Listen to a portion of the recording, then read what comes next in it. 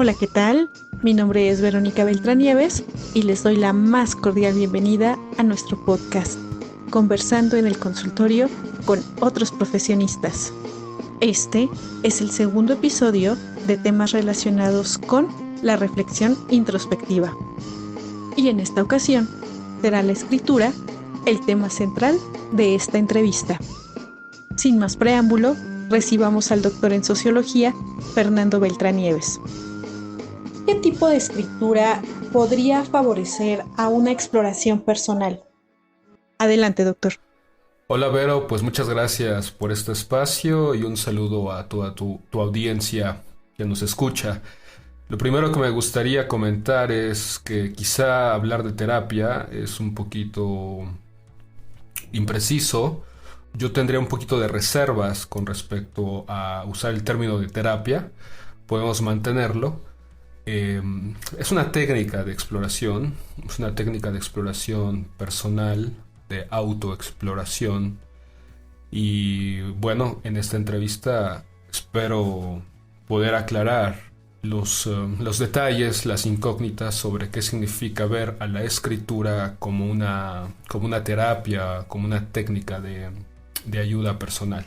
Si tú te detienes en pensar un poco esto, las personas en realidad son emociones.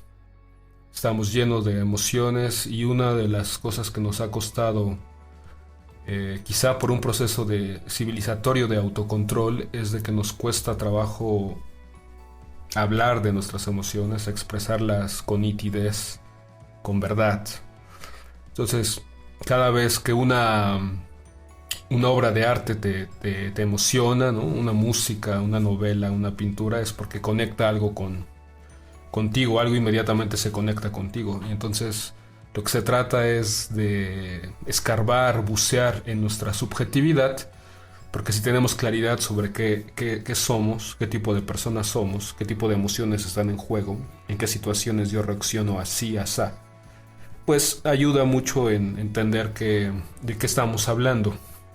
Desde luego las emociones no son las únicas características que nos componen, ¿no? La inteligencia, otro tipo de habilidades, pero el mundo de las emociones es el mundo que se trabaja en este tipo de ejercicios de escritura, porque, bueno, las emociones son palabras, las situaciones que desencadenan emociones están también conectadas con palabras, son frases que uno tiene a la distancia o posteriormente uno puede reconstruir y escribir.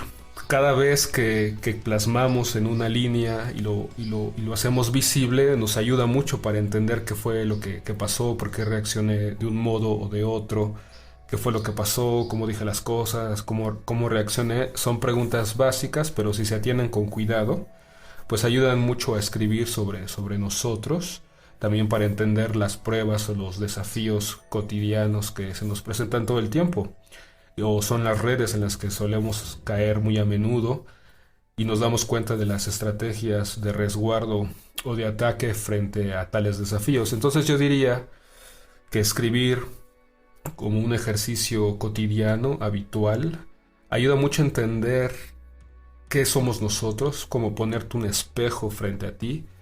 Y la experiencia que yo tengo, yo llevo muchos años en esto de escribir, me ha ayudado mucho a entender cómo son las situaciones. Es como cuando ves un poco el código de las situaciones y ya entiendes cómo leer cierto tipo de experiencias o de desafíos. Y ayuda mucho porque son experiencias que son recurrentes, ¿no? Somos también personas que tenemos hábitos y costumbres, entonces entender un poco eso nos ayuda a nuestra reacción, nuestra sociabilidad, nuestra comunicación, sernos más humanos, más comprensivos, más empáticos. Son ese tipo de puertas de emergencia, si tú quieres, para entender el mundo que nos rodea. Correcto. Me parece muy valioso el aporte que la escritura puede dar a la vida de una persona. ¿Cuáles son los tipos de escritura que favorecerían de mejor manera a una exploración personal?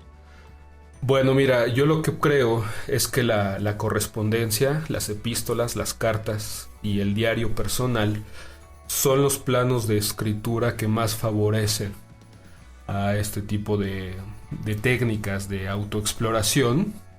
Dicho sea de paso, estos planos de escritura, la correspondencia y el diario personal, incluso son géneros literarios, ¿no? Hay muchos ejemplos de cómo el diario personal termina en una novela o cómo las cartas que se escriben también pueden terminar en una novela, ¿no? Piensa, no sé, en el diario de Ana Frank o piensa en la novela de Bram Stoker, la famosa Drácula, que fue escrita en base en cartas, y así muchas otras. Ahora, desde luego que no estamos aquí hablando de una escritura creativa, cuyo resultado, en el mejor de los casos, es que se publiquen, sino estamos hablando de una escritura personal, donde se trata de despertar el interés por medio de la escritura, de cómo reaccionamos, de la imaginación sobre las posibles salidas a ciertas situaciones que nos afligen. Un ejemplo sería escribirme una carta que me llega del futuro sobre cómo que salí de un problema que me atormentaba. Entonces es un ejercicio de autoexploración, es un ejercicio muy interesante con los resultados que se van obteniendo. Desde luego lo más complicado aquí sería conquistar el hábito de hacerlo. Como todos los hábitos, en el deporte, en la cocina, en la vida, los comienzos son los difíciles, pero ya conquistado ese hábito, empieza a ver uno la necesidad incluso de escribir lo que pasa. Son confesiones, son reflexiones, son ideas, son emociones. Se trata entonces también de despertar el interés por las palabras, porque las palabras precisas de algún modo transmiten bien lo que está ocurriendo, ¿no? Por eso a veces se valora mucho el poeta, ¿no es cierto? Que da con la exactitud, en pocas palabras, manda el mensaje exacto, es como una ciencia exacta, transmitir bien el mensaje. Entonces, con esto quiero decir que hay circunstancias siempre que se repiten, que son habituales. Pienso en los dentistas, que frente a los miedos que vayan a sufrir los pacientes frente a tal o cual intervención, o las esperas que no llegan para entrar o no en consulta, la cita que se posterga, también los pagos que no llegan, en fin, son situaciones, me imagino, que se repitan. Entonces tener una bitácora personal, una memoria, un diario, una técnica que vaya registrando este tipo de circunstancias, pues ayudan mucho, sobre todo a las personas que son muy observadoras, que tienen esa cualidad, esa atribución de estar pensando en lo que están haciendo y que quieren escarbarlo más y que quieren hacerlo mejor. Si alguien desea contactarte para tomar este tipo de terapia, ¿cuál es su costo y cómo funciona, Fernando? La prueba más complicada y la más inmediata es que podamos hacer un hábito, tenerlo, conquistarlo y que nos empiece a funcionar. Mi concepto es avanzar de poco a poco, escribir, si se puede, una línea o una frase un día o el otro día, hasta lograr ya algo que sabemos que es como una ayuda, un desfogue. Hasta empezar a escribir un poquito más y escribir un poquito más, y se puede escribir mucho más, pues eso ayuda mucho. Se trata de conquistar un espacio personal para la exploración de sí mismo. Quiero decir que la lectura es un complemento. Sé muy bien, porque yo me desempeño en este medio, que habitualmente se dice que no hay tiempo y que no hay interés por leer. Entonces ahí tenemos que robarle el tiempo al tiempo y incentivar un interés poco a poco sobre temas que nos gusten, que sabemos que siempre hay temas que nos llaman la atención, y leer para adquirir vocabulario, estrategias de lectura, modos de leer. Es muy importante, la lectura ayuda mucho. para los fines que se persiguen, pues Internet, las mensajerías instantáneas, los chats ayudan mucho a empezar esto con los ejercicios recomendados como las cartas, como los diarios, y que la comunicación sea de ida y vuelta. Y bueno, como no se trata de obtener en un primer contacto un diagnóstico certero o de un resultado inmediato, los precios de este tipo de técnicas pues fluctúan, varían. Yo diría desde ya que para iniciar una sesión con alguien interesado pues va de los 300 pesos de inicio. Vemos un tiempo que va a durar, pienso yo, 3 meses. Y ya después vemos los resultados. Puede ser que alguien quiera detenerse o alguien que quiera avanzar otro poco. Consumado este hábito, las posibilidades son mucho mayores, enriquecedoras, inesperadas, empieza a gustarnos más. Es lo que a mí me pasó a mí, es lo que le pasó a gente que lo ha hecho, que ya está dentro del sistema, ya estás dentro de uno mismo, que es reflexionar en la mañana, en la tarde, en la noche, en el transporte. En cualquier momento llega la idea y se redacta, se escribe, ¿no? Es muy importante el registro. Entonces, para terminar, diría que funciono yo como un colaborador más activo en los inicios, desde luego, que es el periodo más frágil, como un incitador, como un trampolín.